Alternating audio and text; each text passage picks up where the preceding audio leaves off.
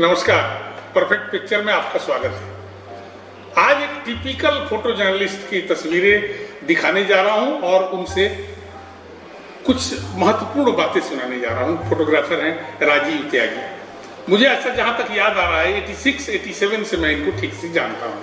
वो बिल्कुल बच्चे की तरह आए थे फोटो जर्नलिज्म में और इस लगन से काम इन्होंने किया और इस तरह का अपने आप को डेवलप किया कि इतना प्रोमिनेंट हो गए थे अखबारों में कि जो उसके मुख्य संपादक होते हैं, प्रमुख लोग जो एडिटोरियल हेड होते हैं, उनको बहुत तरजीह देते रहे।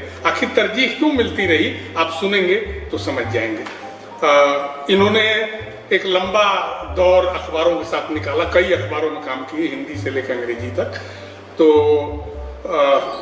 बाद में जब बिल्कुल न्यूज कवरेज कम होने लग गई तो वो अपनी तस्वीरों से स्टोरी करना शुरू किए।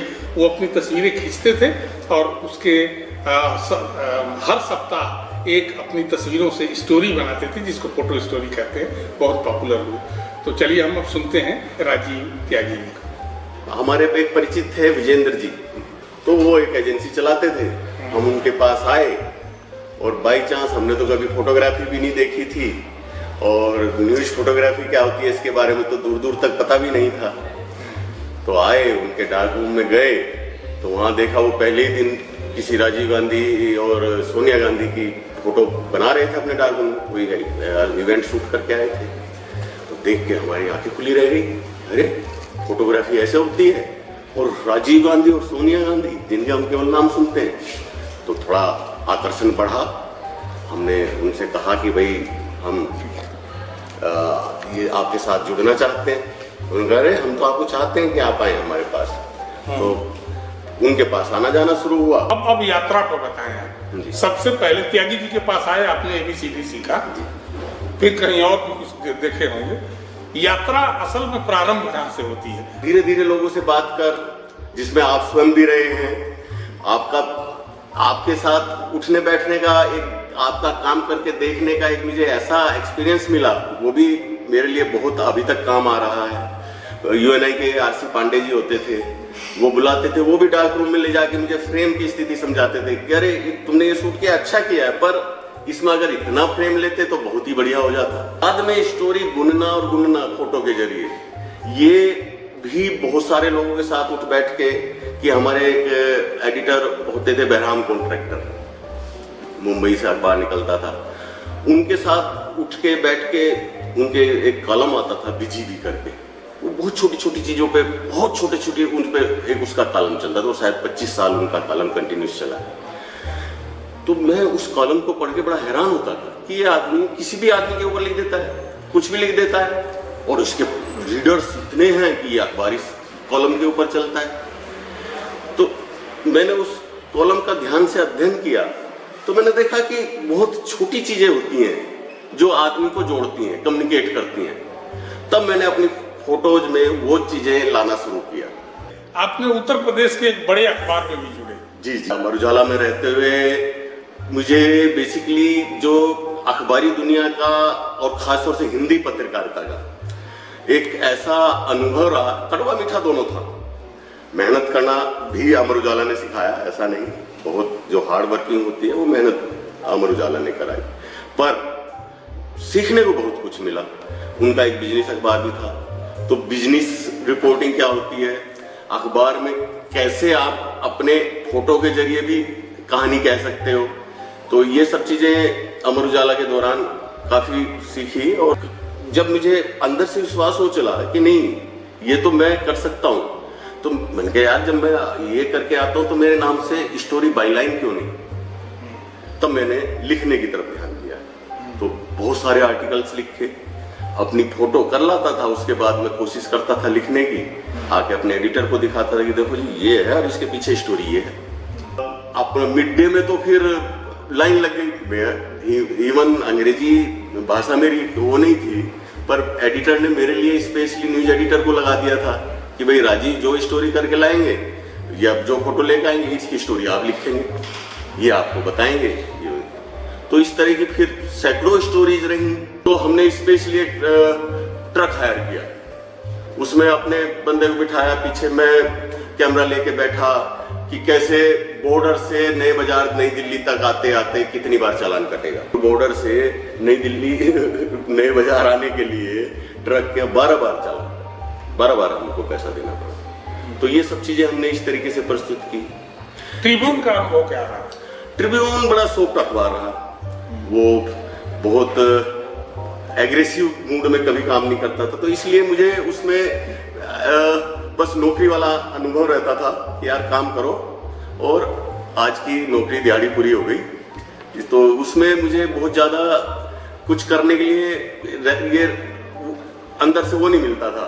मैंने हर टीवी चैनल को अप्रोच किया कि भाई ये देखो जो जज फैसले दे रहे हैं ये उनके घर की हालत है, ये उनके घर के उस पर लगा हुआ है रेजिडेंशियल उस पर, तो चीफ जस्टिस का नाम सुनकर किसी ने कोई स्टोरी नहीं की। हाई कोर्ट ने स्वत संज्ञान लेकर मिड डे पे केस कर दिया। मिड डे के 4 लोग के लिए खिलाफ 1 साल की सजा सुना दी गई पहली तारीख पर ही। शुक्रिया रहा कि उसमें हमारे पास नोटिस इसलिए नहीं आ पाया कि जिस दिन वो स्टोरी पब्लिश, उस दिन हमारा बाईलाइन नाम उस स्टोरी पे फोटो पे नहीं गया। फिर हमने फोटो स्टोरी शुरू की कि हम अपनी फोटो से वीक में कम से कम एक स्टोरी जरूर क्रिएट करें। एक आदमी कितनी जद्दोजहद करता है या कितना कमा लेता है एक दिन में, आम आदमी। तो हमने अपने रिपोर्टर्स को लगाया, किसी को फूल, एक रिपोर्टर थी हमारी, उससे फूल बिकवाए, एक उसको रिपोर्टर को कार साफ करने और वो सब में, एक रिपोर्टर भीख मंगा बना हनुमान मंदिर पर। आज वो तीनों रिपोर्टर बहुत बड़ी पोजीशन में, जबकि उस टाइम ट्रेनिंग थी। कौन नाम बता दीजिए? जैसे परवेश लामा है, वो अभी हिंदुस्तान टाइम्स में प्रिंसिपल कोरेस्पोंडेंट। एक लड़की नवदीप थी, वो भी HT में गई थी बाद में अब शायद लंदन चली गई है। और एक शशांक शेखर थे, वो PTI में थे अभी तक, तो उसके बाद मेल टुडे में गए। अभी कई जगह जाने के बाद अभी भी फिलहाल मुझे मालूम नहीं कहाँ पर है, शायद मेल टुडे में। तो हमने एक मूवमेंट टॉयलेट के लिए चलाया कि भाई आम जनता सड़क पे नहीं मुतेगी तो वो क्या करेगी। तो ये सब चीजें सरकार को अवेयर करने के लिए शीला दीक्षित चीफ मिनिस्टर्स होती थी, उनको हम रोज स्टोरी करके हिट करते थे कि देखिए आपकी दिल्ली में क्या हो रहा है। कांग्रेस पार्टी में करप्शन का मतलब माना जाता था कलमाड़ी और अशोक महाराष्ट्र वाला, ये दोनों महाराष्ट्र के चेहरे थे। तो ये पिक्चर्स इतनी हिट हुई थी कि ये दोनों ऐसा लग रहा था जैसे जुड़े हुए चेहरे। तो हमने इनको करप्शन का पर्यायवाची की तरह दिखाने की कोशिश की थी। जैसे हरियाणा के पहले जितने भी चीफ मिनिस्टर और राज्यपाल दिल्ली पहुंचते थे तो बड़ा एक आतंक सा मच जाता था। उनके साथ जो सिक्योरिटी गार्ड्स चलते थे ओपन खुले में चलते थे गन वन लेकर, और रोड पर हाईवेज पर वो ट्रक लोगों को इतना प्रताड़ित करते हुए चलते थे कि पीछे हट जाओ, गोलियां, ये उसके उस पर मार, ये तो एक बड़ा वो चल रहा था। ये इनसे हम भी कई बार जूझे, हमें लगा यार इस पे कुछ करना चाहिए। तो हमने इस तरह की 1-2 पिक्चर शूट की कि वो लोग चलते कैसे, खुली जीप में खड़े हो जाएंगे, गन तान लेंगे, और इस तरह की भाई ये आतंक है, आप डेमोक्रेसी में ऐसा कैसे कर सकते हैं। तो बार चिदम्बरम जी ने बजट पेश किया, शायद 2010 का शायद बजट की बात है। उस साल बजट बड़ा खराब माना गया था बहुत। तो हमने उस प्रेस कॉन्फ्रेंस में 7 लोग बैठे थे, सारे सेक्रेटरीज, फाइनेंस मिनिस्टर, 7 के केवल मूड को कैप्चर किया था, और वो इतने खराब मूड में बैठे हुए थे। हमने उस 7 पिक्चरों को जोड़ा और कैप्शन हमारे डेस्क ने बड़ा अच्छा सा हमने उन्हें बताया कि हम ये कहना चाहते हैं कि ये लोग बड़े चिंतित हैं, आपकी बार बजट उतना अच्छा नहीं है। तो चिंतामणि करके उसका पूरा कैप्शन दिया था, और वो पिक्चर इतनी हिट हुई थी कि हमें फाइनेंस मिनिस्ट्री से भी फोन आया, और PTI के एक बिजनेस रिपोर्टर ने, जिससे हमारा दूर दूर से कोई वास्ता नहीं था, उसने ढूंढ ढांड के नंबर फोन किया, फिर हमारे पास फोन किया कि भाई हमें सारा बजट हमने अलग एक तरफ रख दिया तुम्हारी फोटो। तो आज जो पत्रकारिता हो रही है, जिस तरह से खासतौर से फोटो के माध्यम से जो अवेयरनेस और सावधान करना और उनकी गलतियां निकालना, उसको किस रूप में देख पा रहे हैं क्या? अभी दिखता है? अभी बहुत कम। अभी हो भी गया है तो वो इस तरीके से हो गया, या तो बहुत ज्यादा पक्ष में हो गया या बहुत ज्यादा वो आम जनता से कम्युनिकेट नहीं हो पा रहा है। उसमें कहीं ना कहीं ऐसा लगता है जनता भी कि यार नहीं, ये तो या तो बहुत ज्यादा विरोध में जाके कुछ एक्टिविज्म की तरह इस तरह कर रहे हैं कि नहीं सरकार को विरोध ही करना चाहते हैं, या इस तरह लगने लगता है कि यार ये तो पॉलिश कर रहे हैं, सरकार की इमेज बनाना चाह रहे हैं। तो वो एक जो जनता से कम्युनिकेशन है वो कहीं कटा हुआ है। बहुत बढ़िया। तो राजीव, बहुत अच्छी बातचीत हुई हम लोगों की, और मुझे उम्मीद अगर आपको कुछ और विशेष रह गया हो जो आप चाहते हो कि आगे आ जाए। इस तरह की बहुत सारी स्टोरीज रही, जैसे एक बार बड़ा छोटा सा इशू था, एक बीजेपी के लीडर हैं अशोक प्रधान, उनकी लड़की फैशन डिजाइनर है, तो उन्होंने अपना एक फैशन शो रखा था और उसमें कांग्रेस के भी मिनिस्टर्स वगैरह उनको सबको बुलाया था। और उनका उस दिन वो दुर्भाग्य था कि उस दिन मुंबई में बम ब्लास्ट सीरीज हुई, कई ब्लास्ट हुए, बहुत सारे लोग मारे गए। मैं भी अचानक उस इवेंट पे गया हुआ था, तो मेरे दिमाग में आया कि ये इतने लोगों का नाम इस गेस्ट लिस्ट में क्या कोई आएगा। तो मैंने उसी टाइम मेरे मन में एक स्टोरी चल गई कि अगर ये इसमें कोई आता है तो ये बड़ी गलत बात होगी कि हमारे देश में इतना बड़ा कांड हो गया और ये लोग यूनियन मिनिस्टर हो गए इसमें यहाँ। तो मैंने उसी टाइम पिक्चर की कल्पना की, अगर आएगा तो मुझे फोटो कैसे शूट करनी है, उसको कैसे वो दिखाना है। वो पिक्चर शूट हुई, मैंने अपने एडिटर को फोन किया कि भाई स्टोरी आज की लीड मेरे पास है, रात को 11 बज गए थे।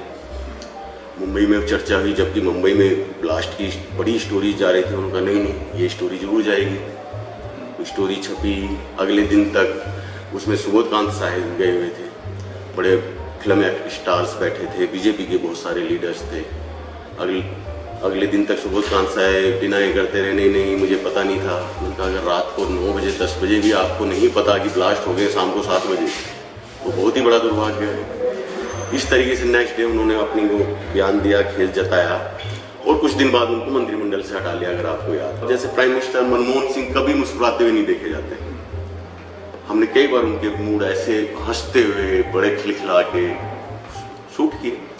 हमने 2007-8 में उनकी एक फोटो खींची थी कि सोनिया गांधी माथा पकड़े बैठी है, आगे राहुल गांधी की फोटो लगी हुई। बड़ा हमारे यहाँ चाचा हुआ, रोक दी गई थी पिक्चर कि नहीं ये रहने दो, विवाद हो जाएगा इस तरह के। पर अब जाके चीजें इतनी वो हुई, चर्चा होती हैं, लोग उस फोटो पे आज भी तरह तरह के कमेंट करते हैं।